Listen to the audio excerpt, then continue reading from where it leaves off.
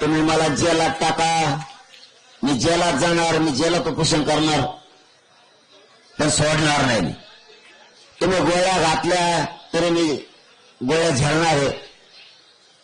तुमची जी तयारी असेल त्याला सामोरं जायची माझी तयारी. पण मी सगळ्या मागण्याची अंमलबजावणी घेतल्याशिवाय हटत नाही. आणि मागण्या तुम्हाला माहिती आहे म्हणून मागण्या सांगत नाही. फक्त शेवटचं एक सांगतो, चेंबूरकडे तिकडे ज्या बांधवांनी रोडवरती आहेत त्यांनी पार्किंगला गाड्या लावा आणि शांततेत आझाद मैदानला या. पुन्हा आपले पोरं जे जेवले नसते, ज्याला जेवायला मिळालं नाही ते पोरं आपल्या गाड्याकडे जा, तिथे स्वयंपाक करा, जेवण करा.